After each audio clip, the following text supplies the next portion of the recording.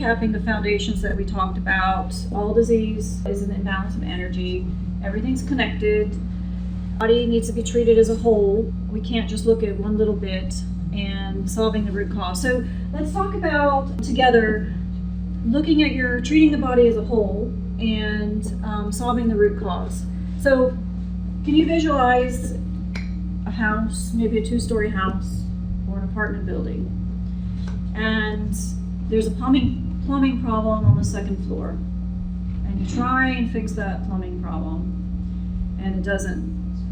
You know, I'm just focused on that plumbing issue on my 2nd floor and that toilet. Nothing is working. So what do we need to do? We need to look at the whole picture, the whole house, and see if there's a block somewhere else. And that's the same with your body. You know, where are the blockages on your energy channels? So I have a couple of scenarios. These are so common today. The first one is you've got a child. How many of you know children that have been labeled as hyper? Mm-hmm. Okay, so you're all around labeled. Yes. So imagine that. So what typically happens? They get labeled as they're hyper. They get diagnosed as that. They're given medication, but you're not resolving where the cause is. So what do you need to be doing? You need to be looking at the whole. What's going on in their home life? Are they having issues? Their parents having issues? What's going on in their school life? Are there issues with bullying going on? What are they eating? What foods are they eating? When are they eating? You know, are they drinking sodas all day? So you TV do they watch? How much TV? How much Wi-Fi? How much are they on their tablets? But nowadays, at 2 years old, they're on their tablets and they don't even know how to flip the pages in the book.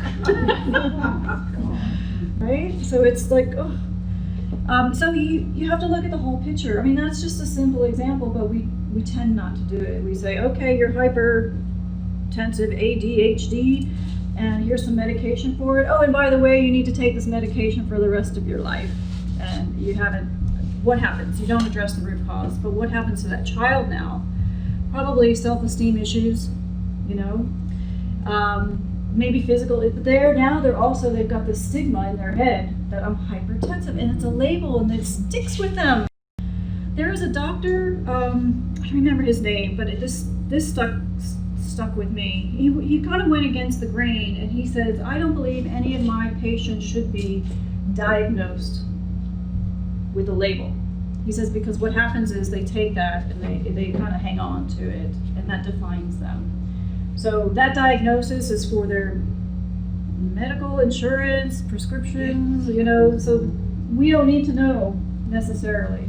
But I love that. It really stuck with me because that shows you that people, once you're diagnosed, I mean, I know people that say, oh, I'm this and I'm that and I'm that. I'm like, oh my God, but you don't have to be. It's just the label that you've been given and you've kind of adopted. Okay, so another example is not sleeping well. So what typically tends to happen? I'm not sleeping, and this is regular, not sleeping well. Fatigue, we've got insomnia. Let me give you medication for that. But again, what's going on around? Look at the whole picture. What's happening around? It's not just that you have insomnia, and it's not just going to go away if you don't address the problem. So obviously, if you don't address it, you'll be cranky. You don't want to be around, people don't want to be around you, and so on. So I'll just skip through all that. Now with me, so remember earlier I told you I had this fatigue, right? Chronic fatigue. And according to, there's nothing that the doctors can do. They don't even, you're fine, right? You just deal with it. What I found out with Asian bioenergetics is when they did my tests, you know, it's a muscle testing, so it's all natural. They found that I had some weak areas, and the weak areas were in my spleen area. And they also told me that I had dampness in my body. Dampness. Right. Wait, okay, that is perfect. Okay, hang on to that for a second. Dampness. I have never heard of dampness before, and if you're here in the US, you probably have never heard of it, but if you go into Chinese medicine, it's a very common thing. But when we look at how everything's connected, what's going on around us, I lived all my life in hot and humid weather or cold and damp in the UK. So Miami and UK, dampness. So basically dampness is stickiness in your body, and then therefore my energy is not flowing enough. I need to balance it off a little bit. But mold. Oh, moldy. I got mold in me. But this is the point. If you look at your environment, it's, so it was associated, this spleen. Now, spleen is associated to anxiety and worry. Well, I had a lot of that, and a lot of it I had been holding on to for a long time. It's also associated to your environment. So the environments that I grew up in were prone to this thing, my fatigue. The foods I was eating. One of the biggest things that is so culturally embedded here, how many of you drink ice in your drinks? I do. Sometimes. It's one of the worst things you can do. I've heard that. Yes. And so what happens is, so I had a weak spleen, and also if you're drinking or eating really cold things, okay, so how many of you in this hot weather, you're outside working, it's really hot, you're really sweaty, you go inside, you jump in a cold shower. What happens to your skin? It tightens up, right? Well, that's the same thing that's happening to your stomach and your spleen when you're drinking ice cold drinks. So what happens is when it restricts, you're taking energy away from the organs to do their function, and they have to regulate your body temperature. So little things like that, but it's all related, and that's the point. It's all connected, and I didn't realize that until we started doing this. If you look at your tongue, how many of you have done reflexology?